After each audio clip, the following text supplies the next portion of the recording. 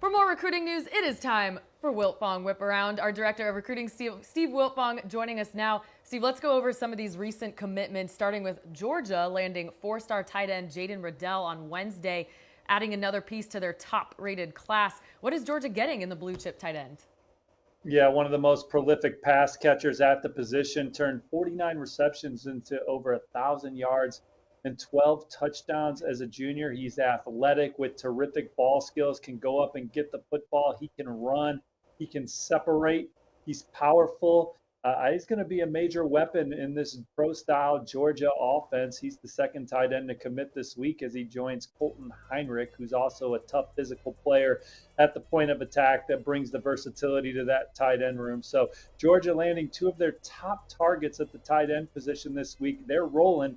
Number one class in the country right now. I don't know if they'll look back. Steve, Notre Dame added to their top 5 class with a commitment from four-star edge Logan Thomas. How big is it for the Irish to dip into the state of Texas and land a top 24/7 talent?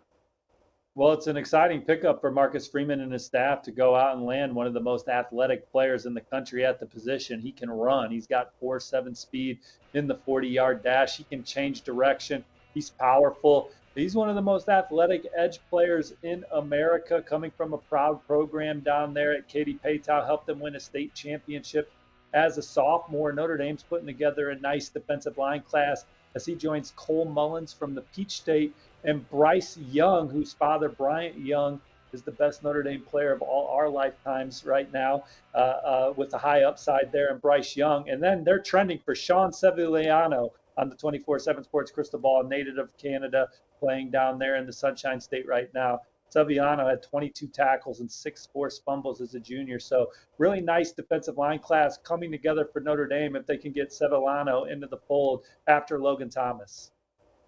In the latest Top 247 update, Longview, Texas running back Taylor Tatum rose to the #1 spot at his position, the 2024 talent being targeted by Oklahoma, Michigan, and USC. Steve, what's the latest with his process, and how are you feeling about his recruitment?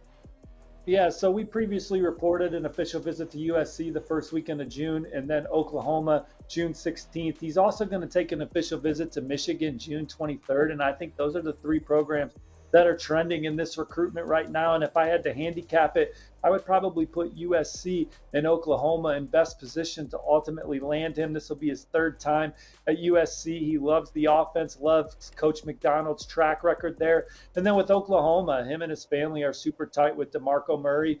He loves what Coach Venables is doing with the program, and he spoke highly of Jackson Arnold and thinks that's the franchise guy to help get the Sooners back to playing championship football under center. So I like those 2 programs for him.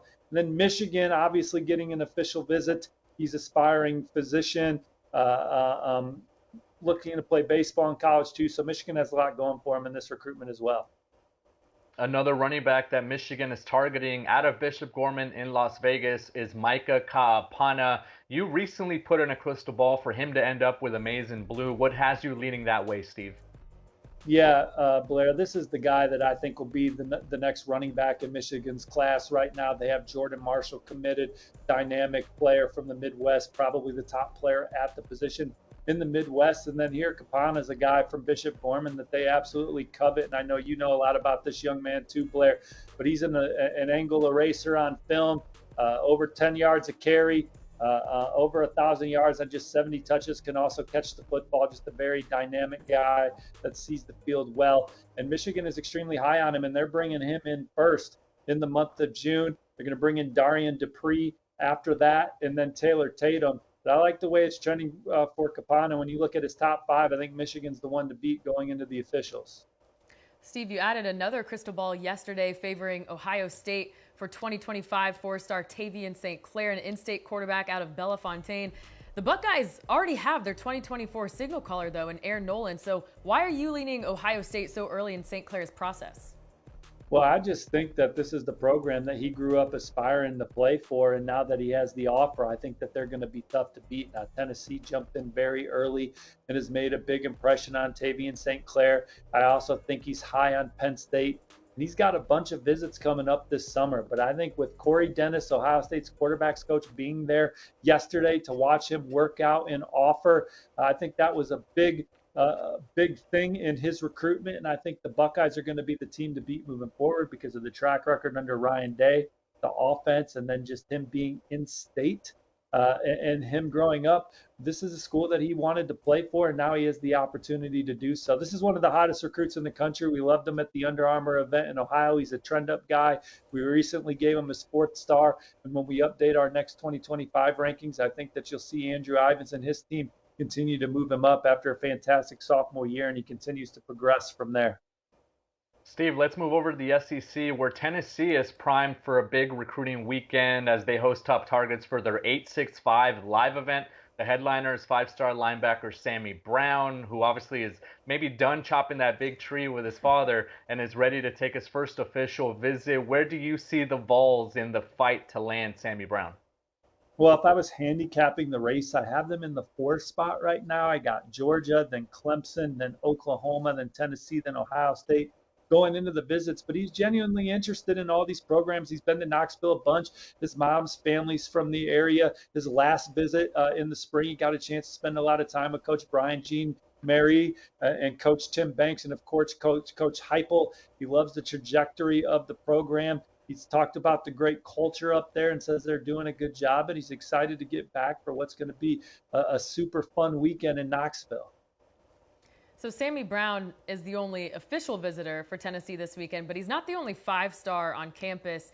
Edge Dylan Stewart making the trip from our nation's capital to Knoxville for the event. The Vols fighting schools like South Carolina, Georgia, Ohio State, and Miami for his signature. How did they fit into Stewart's recruitment, Steve, heading into the summer?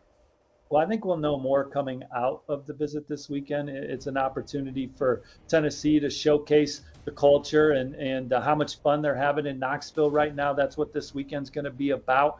But look, we've talked about Dylan Stewart a lot on Whiparound and on this recruiting show, and we know that I feel good about Georgia's position in this recruitment. And then the schools that we said to keep an eye on for a long time is Miami and Oregon, and I think both those programs are trending up. We said he was going to lock in a visit to Miami for the second weekend of June. That's now on the books, and so Miami's a major trend-up team for Dylan Stewart. He's been high on Ohio State, but I just get the sense that when this recruitment continues to play out, I just feel like Georgia, Miami, South Carolina, Oregon, those are kind of the schools that I really continue to see rising with Dylan Stewart. And we'll see what happens with Tennessee this weekend.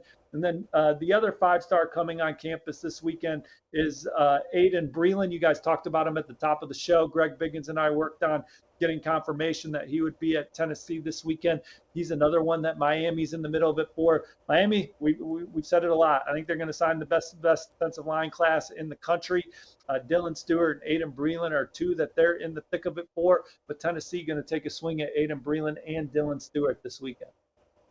Those guys putting the 5-star in the 865 live event. Tennessee is not only going to welcome in those 5 stars, but a number of other top prospects as well. Steve, when you look at the Volunteers and where Josh Heupel might be trending, who are a few other names expected in Knoxville this weekend?